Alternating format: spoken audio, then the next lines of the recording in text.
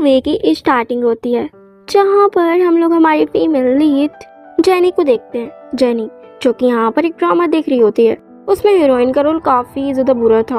वो बहुत ज्यादा इनोसेंट थी, वो सबको डांटते थे। ऐसे ही बोरिंग लाइफ के साथ वो इस दुनिया से चली भी गई। यहाँ पर तो जेनी खूब ज्यादा चिल्ला रही होती कि कैसा रोल था ये, मैं हीरोइन की इतनी बुरी एंडिंग बर्दाश्त नहीं कर सकती। तभी वो आगे की जो लाइन स्क्रिप्ट होती है वो चेंज कर रही होती है। वो कहती है कि एटलीस्ट वो इस दुनिया से जानी तो नहीं चाहिए थी। फिर यहाँ पर तो कुछ हलचल मच गई थी। हमारी फीमेल लीड नॉवल वर्ल्ड में आ गई होती है। यहाँ पर जेनी कह रही होती है कि मैं नॉवल पढ़ते पढ़ते कहीं बेहोश तो नहीं हो गई, और बगल से उसके एक बंदा लेटा हुआ था और यही हमारे मेन लीड थे, मिस्टर लू। यहाँ पर तो जेनी सोच रही होती है कि क्या मैंने कुछ किया है क्या यहाँ पर। फिर यहाँ पर ना वो दो लोगों की आवाज़ सुनती है बात करते हुए, जहाँ पर वो बंदे बात कर रहे होते हैं कि मैंने उस जेनी को मेडिसिन दे दिया है, जब वो मिस्टर लू के साथ रात बिता लेगी, प्रेग्नेंट हो जाएगी तो फिर हम मिस्टर लू से बहुत सारा पैसा कमा सकते हैं। यहाँ पर तो वो लड़की कह रही होती है कि मिस्टर लू तो बहुत ज़्यादा डेंजर पर्सन है, अगर वो जेनी को टपका दिया तो। वो जेली कहता है कि इससे हमारा क्या लेना देना है, अगर उसे रिवेंज भी लेना होगा तो उसी दिन जेनी को ही निशाना बनाएंगे। फिर वो दोनों चले गए थे। यहाँ पर जेनी सोच रही थी कि ये स्टोरी तो मैंने कहीं पे पढ़ी है, ये सीन मुझे इतना फैमिलियर सा क्यों लग रहा है। फिर उसे याद आता है कि ये तो मैंने नॉवेल्स में पढ़ा था। क्या मैं इस नॉवल में फीमेल लीड के अंदर आ गई हूँ और ये मेल लीड है? नहीं, मैं यहाँ पे नहीं रुक सकती, मुझे जल्दी से जल्दी यहाँ से निकलना होगा। नेक्स्ट सीन में वो चेकअप कराने के लिए जाती है, जहाँ पर उसे पता चलता है कि वो प्रेग्नेंट है। यहाँ पे जेनी कहती है कि क्या मैं अबॉर्शन नहीं करा सकती। वो डॉक्टर उसे साफ मना कर देता है और कहता है कि तुम्हारी बॉडी बहुत ज़्यादा वीक है। फिर जब वो बाहर आती है, फिर वो वही दो पर्सन्स को देखती है बात करते हुए। यहाँ पर तो ये जीजी कह रही होती है कि इतना लंबा टाइम हो गया, वो अभी तक आई क्यों नहीं। यहाँ पर जेनी सोचती है कि ये फीमेल लीड जो थी ये ब्लाइंड थी, मुझे भी ब्लाइंड होने की एक्टिंग करनी चाहिए। फिर वो ब्लाइंड होते आती है, वो लोग उसकी रिपोर्ट्स देखते हैं कि वो प्रेग्नेंट है। फिर वो लोग उसे मिस्टर लू के घर पे ले गए होते हैं, जहाँ पर फिर ग्रैंडमा को खबर जाती है कि यहाँ पर असिस्टेंट ग्रैंडमा को बताता है कि वो लड़की प्रेग्नेंट हो गई है जो पिछली बार मिस्टर लू के साथ थी। यहाँ पर तो ग्रैंडमा बहुत ज़्यादा खुश हो रही होती है। असिस्टेंट बताता है कि लेकिन वो 1 मिलियन मांग रही है। यहाँ पर लू कहते हैं अगर मैं उसे 1 मिलियन नहीं दूंगा तो क्या वो लोग उसे ऊपर पहुँचा देंगे। वो तो एक डेविल की तरह से बोल रहा होता है। ग्रैंडमा कहती है कि मूर्ख मत बनो, वो हमारी वो फैमिली की संतान है। यहाँ पर ग्रैंडमा कहते हैं कि ये रहे 50 मिलियन। सबसे पहले उन्हें शादी के बारे में चर्चा करने के लिए यहाँ पर इनवाइट करें। हमारी वो फैमिली का सबसे बड़ा पोता है वो, उसकी एंट्री बहुत रिस्पेक्टफुली होनी चाहिए। यहाँ पर तो लू नाइफ लेकर जा रहा होता है। ग्रैंडमा कहती है कि तुम कहाँ जा रहे हो। वो ग्रैंडमा के क्वेश्चन का आंसर नहीं देता। दूसरी साइड जेनी के पास ये दो बंदे खड़े हुए थे, क्या वो आएगा कि भी नहीं आएगा। जेनी कहती है कि मेरे पेट में पेन हो रहा है। वो लोग देखने के लिए आते हैं तो उनके ऊपर पैर चलाकर वहाँ से भग गई थी। वो लोग उसका पीछा कर रहे होते हैं, तभी वो एक कार पे बैठ जाती है। यहाँ पर जेनी कहती है कि ये लोग कितने ज्यादा बेवकूफ हैं। पीछे कोई बंदा उसको हाथ कर रहा होता है। वो कहती है देखने दो ना, पीछे देखती भी नहीं कौन है। फिर जब वो लोग चले गए होते हैं, जेनी पीछे मुड़ती है। यहाँ पर तो मिस्टर लू नाइफ लिए बैठे हुए थे, वो तो डर जाती है। यहाँ पर लू उसकी तरफ नाइफ करते हुए कहता है कि मुझे नहीं पता कि तुम मेरे बेबी को लेकर प्रेग्नेंट हो। यहाँ पर तो जेनी सोच रही होती है कि अभी भी इसे पूरी सच्चाई नहीं पता है, मुझे इनोसेंट प्ले करना चाहिए। यहाँ पर जेनी इनोसेंट बनते हुए कहती है कि मुझे नहीं पता, मेरे एक्स बॉयफ्रेंड ने मुझे कोई मेडिसिन दे दी थी और मुझे एक स्ट्रेंजर रूम में भेज दिया और फिर ये सब हो गया। यहाँ तक कि मैं अबॉर्शन तक कराना चाहती थी, लेकिन उस एक्स बॉयफ्रेंड और उसकी मिस्ट्रेस को पता चल गया। फिर वो लोग फोर्सफुली मुझे यहाँ ले आए। यहाँ पर फिर मिस्टर लू पीछे होकर बैठ जाते हैं। यहाँ पर जेनी सोचती है कि फॉर्चुनेटली मेरी एक्टिंग स्किल्स अच्छी है, पर भागते उसके चोट लगी थी। मिस्टर लू उसके पैरों पर मेडिसिन लगा रहे होते हैं और उसका पैर दबाते हुए कहते हैं कि अगर मुझे पता चला कि तुम मुझसे झूठ बोल रही हो फिर तुम सीधा ऊपर ही मिलोगी। मिस्टर लू तो उसे स्मेल कर रहे होते हैं। वो सोचते हैं कि ये अभी क्या कर रहा है। फिर मिस्टर लू उसे घर ले आए थे, जहाँ पर एक बेबी बॉय था। वो याद करती है कि इस स्टोरी में तो ये बेबी बॉय फीमेल लीड को बहुत ज़्यादा परेशान करता है। यहाँ पर तो वो जानबूझकर उस बेबी बॉय के पैर रख दी थी पैर पर। वो तो रोने लग गया था और अपनी मम्मा को बुला लिया था। उसकी मॉम आती है और कहती कि ब्लाइंड कहीं की, मेरे बेटे को परेशान करने की तुम्हारी हिम्मत कैसी हुई। फिर यहाँ पर वो उसे इस लैब जड़ने के लिए आ रही होती हैं। यहाँ पर तो जेनी पहले ही झुक जाती है, फिर उल्टा हाथ करती है तो उसकी मॉम को ही लग गई थी। तब यहाँ पे ग्रैंडमा आ जाती है। ग्रैंडमा कहती है कि ये क्या चल रहा है। यहाँ पर मॉम कहती है कि देखो ये बेबी पूरी तरीके से घर के अंदर एंटर भी नहीं करी, इसे इतनी ज़्यादा प्रॉब्लम क्रिएट कर रही है। यहाँ पर जेनी कहती है कि मैं ब्लाइंड हूँ।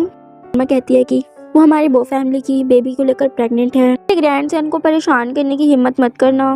बाद में मिस्टर लू से रूम पे ले आया था और असिस्टेंट से कहकर मैरिज कॉन्ट्रैक्ट मंगवाता है। यहाँ पर वो कॉन्ट्रैक्ट देखकर जेनी कहती है कि क्या है। असिस्टेंट बताता है कि ये मैरिज एग्रीमेंट है और कहता है कि इस मैरिज कॉन्ट्रैक्ट में आप अपनी कोई भी शर्त रख सकती हैं। यहाँ पर जेनी कहती है मैं इस बेबी को बर्थ दे सकती हूँ, लेकिन मैं तुमसे मैरिज नहीं करूँगी और मैं तुम्हारे इस घर में भी नहीं रहना चाहती। 10 महीने के बाद तुम बेबी को लेने के लिए किसी को भेज देना। लो कहता है कि तुम्हें इस तरह की शर्त रखने का कोई राइट्स नहीं है। जेनी कहती है ठीक है, फिर मैं इस बेबी को बर्थ नहीं दूंगी। लो कहता है कि क्या तुम मुझे धमकाने की कोशिश कर रही हो? मैं तुम्हारी ये विश अभी पूरी कर देता हूँ, तुम्हारे बेबी को ऊपर पहुँचा दूंगा। डेविल की तरह बोल रहा होता है कि फिर तुम ले लेना फ्रीडम। जेनी सोचती है कि ये पागल सचमुच ऐसा कर सकता है और सोचती है कि जेनी बाकी सब भूल जा, अभी के लिए तुझे इस खतरे से बचना ही बेहतर है। सबसे ज्यादा मेरी लाइफ इम्पोर्टेंट है। जेनी कहती है कि मुझे ऊपर मत पहुँचाओ। लो कहता है कि मुझे भूख लगी है। फिर वो उसके थंब में बाइट कर लेता है और कॉन्टैक्ट पर उंगली रखवा दिया था उसकी, जिससे उसमें साइन हो गया था और उसे रिंग पहनाता है। लो कहता है कि तुम्हें ये रिंग पसंद आई? जेनी कहती है कि बहुत अच्छी लगी। फिर वो चला गया होता है। फिर यहाँ पास पीछे से जेनी चिल्ला रही होती कि परवट कहीं का, मैं इस पागल के साथ बेड पर कैसे सोऊंगी। फिर बाद में जेनी कहती है मुझे डर है कि मैं आपके आराम में खलल डालूंगी, मैं किसी और रूम पे सो जाऊंगी। वो तो उसकी तरफ घूरते हुए उसके पास आ रहा होता है। जेनी सोचती है कि मैंने इस पागल को गुस्सा दिला दिया क्या, कहीं ये मुझे टपका न दे, और यहाँ पे डर रही होती है। लो उसके क्लोज आकर कहता है कि क्या तुम भूल गई कि एक वाइफ होने के नाते तुम्हारे क्या क्या ड्यूटीज हैं। वो तो उसका हाथ पकड़कर बेड पास ले आ रहा था। वो कहती है कि मैं अभी भी प्रेग्नेंट हूँ। लो कहता है कि तुम क्या सोच रही हो, और कहता है कि मुझे नींद नहीं आ रही, मुझे स्टोरी सुनाओ। यहाँ पर वो कहती है कि मैं तो तुम्हें स्टोरी किसी और जगह सुना सकती हूँ ना। वो कहता है कि यहीं पर सुनाओ। वो तो उसे जमीन पर बैठा दिया था और अपना खुद आराम से सो गया था बेड पर। जेनी सोचती है कि बीस्ट कहीं का, एक तो मैं प्रेग्नेंट हूँ, ऊपर से मुझे इसने फर्श पर घुटने टेक कर बैठा दिया है, ऊपर से इसे कहानी भी सुननी है और अपना बेड पर आराम से लेटा हुआ है। लू कहता है कि स्टोरी सुनाओ, क्या सोच रही हो। बाद में वो लोरी सुनाते सुनाते उसे वहीं पर सो गई थी। फिर मॉर्निंग में जब लू उसे देखता है वो सो रही थी, उसके ऊपर हाथ सहलाने वाला था, तभी वहाँ पर असिस्टेंट आता है और कहता है कि ग्रैंडमा और ग्रैंडपा ने आप लोगों को नाश्ते पर बुला रही हैं। फिर यहाँ पर जब वो लोग ब्रेकफास्ट करने के लिए आगे होते हैं, यहाँ पर ग्रैंडमा जेनी से कह रही होती है कि तुम प्रेग्नेंट हो, तुम्हें और ज्यादा खाना खाना चाहिए। जेनी कहती है कि थैंक यू ग्रैंडमा। यहाँ पर ग्रैंडमा कहती है कि उस दिन तुम दोनों ने रात बिताई थी, उसके सारे सबूत मिटा दिए गए हैं, मैं इस पर इंटरफेयर नहीं करना चाहिए। जेनी कहती है कि मुझे पता है ग्रैंडमा। मिस्टर लू कहते हैं कि तुम्हें नहीं पता।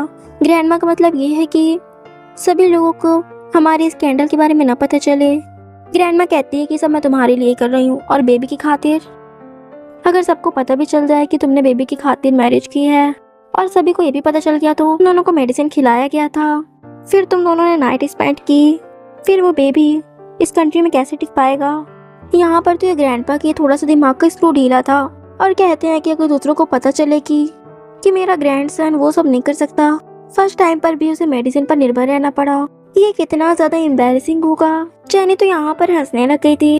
मिस्टर लो जेनी से कहते हैं कि तुमसे अच्छा कोई नहीं जानता कि मैं ये कर सकता हूँ या नहीं। ग्रैंडपा फिर से बकवास करने वाले थे। ग्रैंडमा तो उसने अंदर ही भिजवा देती है गार्ड से कहकर। नेक्स्ट सीन में एक मेड जेनी को ले जा रही होती है। जेनी कहती है कि अभी तो मेरी प्रेगनेंसी को बस 1 मंथ हुआ है, इतना वरीड होने की जरूरत नहीं है। यहाँ पर तो ये स्टेप मॉम प्लान बनाती है जेनी को नुकसान पहुँचाने का। फिर यहाँ पर उसने अपनी मेड को भेज दिया था, वो मेड जेनी को लेकर आ रही होती है। जेनी नॉवल की स्टोरी याद करती है जहाँ पर इस स्टेप मॉम ने उसे धक्का देकर ऊपर पहुँचा दिया था। यहाँ पर तो ये स्टेप मॉम कार चलाने को कहती है अपने बेटे को। जब उसका धक्का लग गया होता है फिर तो वो उसके पेट पे पैर रख रही होती है, उसके ब्लड भी निकल रहा होता है। जेनी कहती है कि तुम मेरे साथ ऐसा बिहेव क्यों कर रही हो। स्टेप मॉम कहती है कि मिस्टर लू चाहता होगा कि तुम्हारा अबॉर्शन हो जाए, अगर मैं तुम्हारे साथ ऐसा करती हूँ तो वो तो मुझे रियलिटी में थैंक यू देगा। यहाँ पर तो फिर मिस्टर लू आगे होता है। स्टेप मॉम कहती है कि ये ब्लाइंड वुमन तुम्हारे बेबी को लेकर प्रेग्नेंट थी, मैंने तुम्हारे लिए इस संकट से छुटकारा पाने में तुम्हारी हेल्प की है।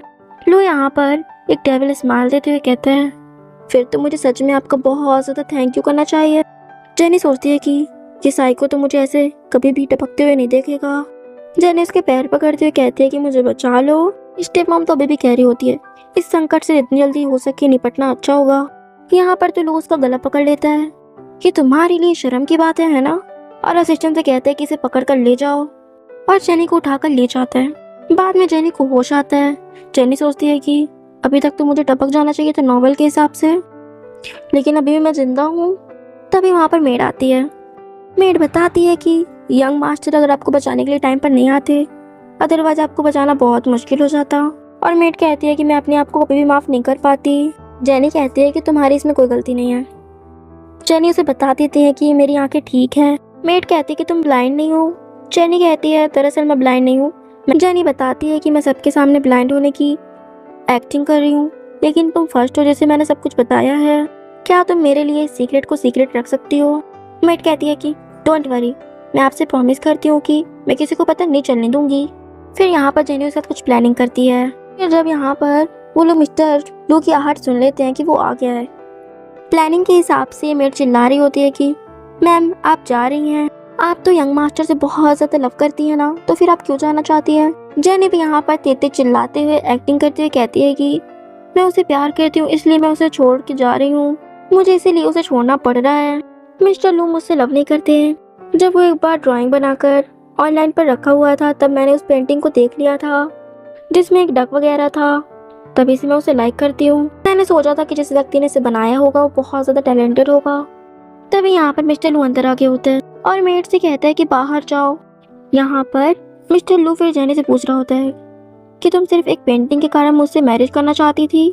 यहाँ पर तो जेनी बहुत ज़्यादा डर रही होती है और सोचती है कि ये इतना ज़्यादा गुस्सा क्यों कर रहा है, क्या मैंने कुछ गलत कह दिया?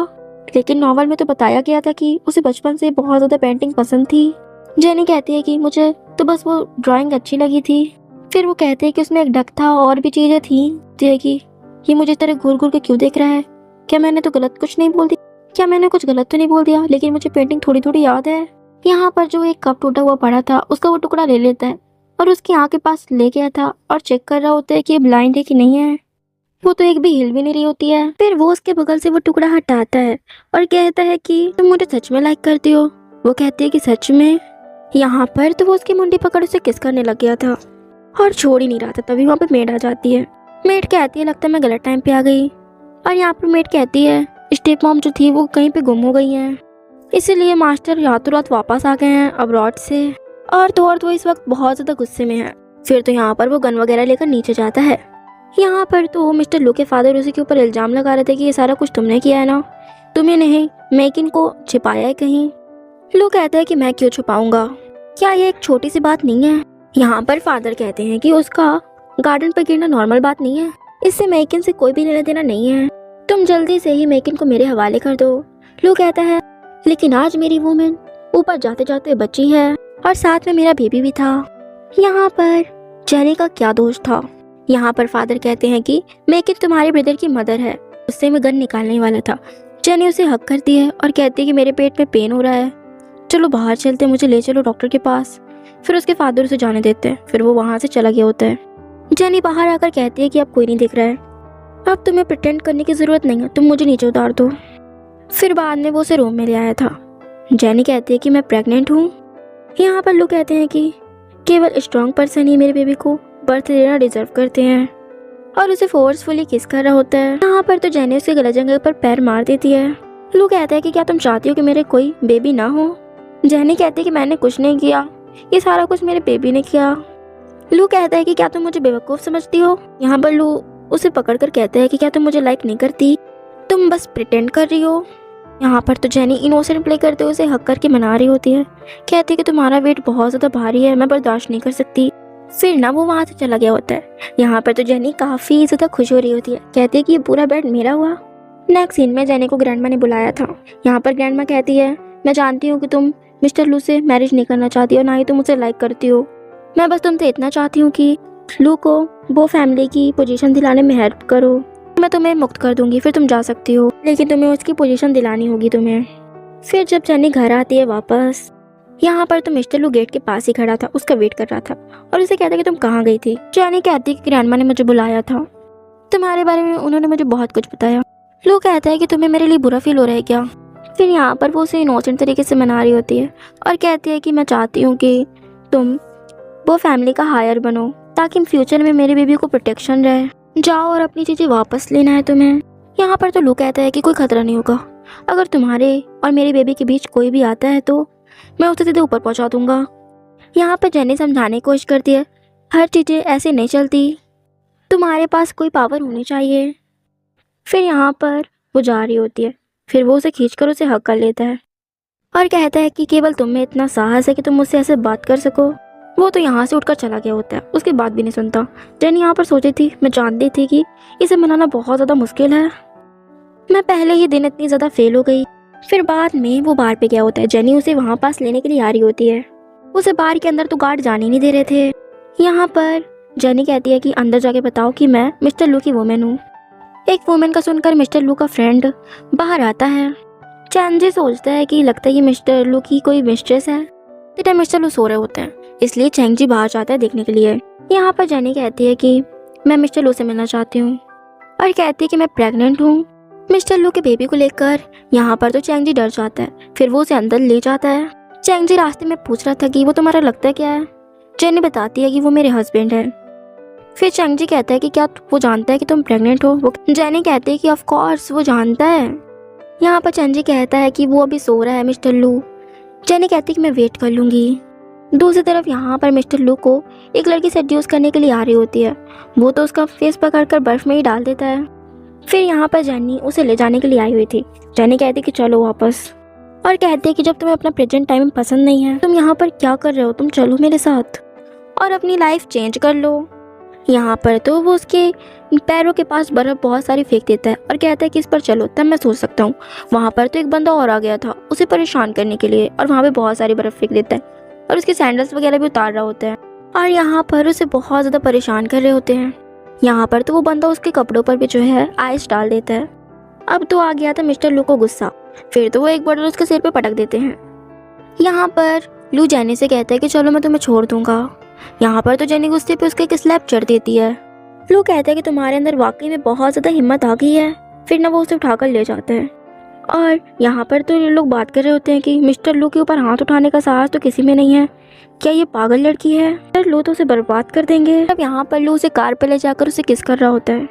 यहाँ पर तो जेनी को वॉमिट सा फील हो रहा होता है। लू कहता है कि क्या तुम्हें मेरे साथ किस करके तुम्हें वॉमिटिंग आती है। यहाँ पर जेनी कहती है कि मुझे बस वॉमिटिंग सा लग रहा है, इसे तुम्हारा कोई लेना देना नहीं है। वो तो उसे कार से उतार कर वहाँ से चला जाता है। उसका फ़ोन भी मिस्टर लू के पास ही रह गया था। यहाँ पर तो कुछ गुंडे उसे किडनैप कर लेते हैं। दूसरी तरफ यहाँ पर असिस्टेंट उसे कह रहा होता है कि आपको बॉस उसे अकेला नहीं छोड़ना चाहिए था। मिस्टर लू कहता है कि अगर तुम ज़्यादा बकवास किए तो मैं तुम्हें भी नीचे फेंक दूंगा। तभी यहाँ पर जेनी के फ़ोन पे किसी का कॉल आता है। लू कहता है कि कार को वापस मोड़ लो। उसके बगल से एक कार जाती है जिसमें जेनी ही थी।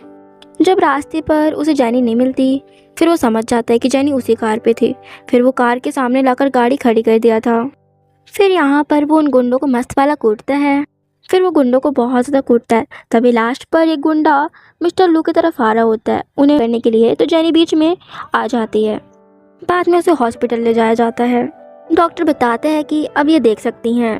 सबसे पहले वो आइस खोलकर सबसे पहले चैंजी को देखती है। वहाँ पर चैंजी कहता है कि हेलो, क्या आप मुझे जानती हैं। जेनी कहती है तुम चैंजी हो ना। यहाँ पर तो मिस्टर लू जेलस हो जाते हैं और उसे अपनी तरफ खींचते हैं और कहते हैं कि पहले तुम्हें मुझे देखना चाहिए। जेनी कहती है कि आप मिस्टर लू है ना, आप बहुत ज़्यादा हैंडसम हैं। यहाँ पर फिर वो डॉक्टर और चैंजी की तरफ घूर के देख रहा होता है। फिर वो तो यहाँ से चले जाते हैं। जेनी कहती है कि तुम्हें हर चीज़ से जेलसी क्यों होती है, क्या तुम मुझसे अभी भी गुस्सा हो। वो तो मैंने बस गुस्से में तुम्हें एक स्लैप चढ़ दिया था। क्या आप वो ग्रुप के हायर बनने को रेडी हैं।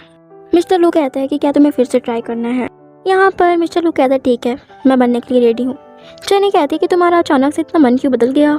नेक्स्ट सीन में जेनी ने मिस्टर लू का मेकअप वगैरह हुलिया वगैरह बनाकर ले आई थी कि जैसे उन्हें बहुत ज़्यादा चोट लगी हो। यहाँ पर फादर की वाइफ भी मिल गई होती है। मेकिंग कहती है कि इसने ही मुझे किडनैप कराया। जेनी बताती है कि मिस्टर लू तो इन्हें बचाने के चक्कर में कितने ज़्यादा चोट खा गए हैं। खैर यहाँ पर फादर भी मान जाते हैं। नेक्स्ट सीन में मिस्टर लू एक मीटिंग के लिए जाते हैं।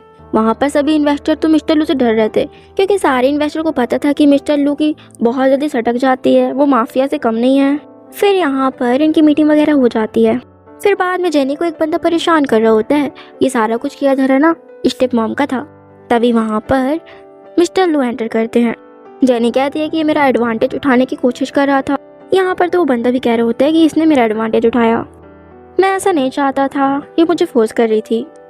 फिर मिस्टर लू जेनी को बाहर लेकर आते हैं और कहते हैं कि अपने कान बंद कर लो और उसे अंदर आकर बहुत ज़्यादा धोते हैं और उसे बंदे को अंदर जाकर बहुत ज़्यादा कूदते हैं। फिर बाद में जेनी कह रही होती है कि फॉर्चुनेटली तुम वहाँ पर आ गए, नहीं पता नहीं क्या हो जाता। वहाँ पे एक कैमरा भी है। मिस्टर लू कहता है कि मुझे कैमरा दिखाओ। जेनी कहती है क्या तुम मुझ पर बिलीव नहीं करते। फिर जब वो कैमरा देख लेता है तो फिर उसे सेटिस्फैक्शन हो जाता है। जेनी कहती है कि क्या तुम्हें मुझ पर भरोसा नहीं है। यहाँ पर तो मिस्टर लू कहते हैं कि अगर मुझे पता चला कि तुम मुझे धोखा दे रही हो तो फिर मैं तुम्हें नहीं छोड़ूंगा। नेक्स्ट सीन में वो कंपनी का हायर वगैरह बन गया होता है। बाद में जेनी ने बेबी को भी बर्थ दे दिया था। उनके ट्विंस बेबी थे, एक बेबी गर्ल थी, एक बेबी बॉय था। बाद में मिस्टर लू जेनी के क्लोज आ रहे होते हैं। जेनी उन्हें अभी भी दूर करती है। मिस्टर लू कहते हैं कि तुम्हें बेबी को बर्थ दिए 1 महीने से भी ऊपर हो रहा है। मैंने तुम्हारे लिए लगभग 1 साल तक सहन किया। जेनी कहती है कि तुम्हें सब सहने की जरूरत नहीं है, हमारी वैसे भी कॉन्ट्रेक्चुअल मैरिज है, मुझे इससे कोई आपत्ति नहीं है। यहाँ पर तो वो उसका गला पकड़ लेता है और कहता है कि अगर तुमने फिर से ऐसे वर्ड्स बोलने की हिम्मत की तो मैं तुम्हें छोड़ूंगा नहीं। यहाँ पर जेनी के पेट में पेन हो रहा होता है। वो मिस्टर लू को बुलाती है। फिर बाद में डॉक्टर बताते हैं कि आप उसके साथ कोई भी क्लोज होने वाले चीज़ें नहीं कर सकते। अगर आपने उसके साथ इंटीमेट होने की कोशिश की तो उसकी जान पे बन सकती है। डॉक्टर के ऊपर गुस्सा करने लगता है कि उसकी हालत इतनी बुरी कैसे हो गई। फिर बाद में मिस्टर लू उसे रूम पे ले आए थे और कहते हैं कि तुम अच्छा आराम करो। नेक्स्ट सीन में जेनी की फ्रेंड कह रही होती है कि तुम मुझे सच सच क्यों नहीं बताती कि तुम बीमार नहीं हो, अदरवाइज वो किसी ना किसी वुमेन के सेड्यूस में आ जाएगा। यहाँ पर फिर वो एक फ्लैशबैक याद करती है जहाँ पर मिस्टर लू के फादर ने उसे कहा था कि सोचो कि तुम उसे कंट्रोल कर सकती हो, वो हायर बन गया तो। यहाँ पर जेनी कहती है कि मैं बेबी को बर्थ देने के बाद यहाँ से चली जाऊंगी। फिर यहाँ पर वो इसी वजह से सारा कुछ कर रही होती है। फिर यहाँ पर वो एक नोट लिख कर चली गई होती है बैग लेकर। फिर मिस्टर लू जब आता है तो उसे पता चलता है कि वो चली गई। नोट देखता है, वो तुरंत कार लेकर निकल जाता है और जेनी को कॉल करता है। जेनी उसका कॉल उठाती है। मिस्टर लू कहता है कि तुम कहाँ पर हो। जेनी कहती है कि मैं जा रही हूँ, तुम फ्यूचर में बेबीज का अच्छे से ख्याल रखना, एक अच्छे फादर बनने की कोशिश करना। मैं आशा करती हूँ कि तुम फ्यूचर में एक अच्छी लाइफ जियोगे और इजी लाइफ रहेगी तुम्हारी। लू कहता है कि तुम ये क्या बकवास कर रही हो। वो कहता है कि कार कौन सी है तुम्हारी, वो तो नहीं बता रही होती।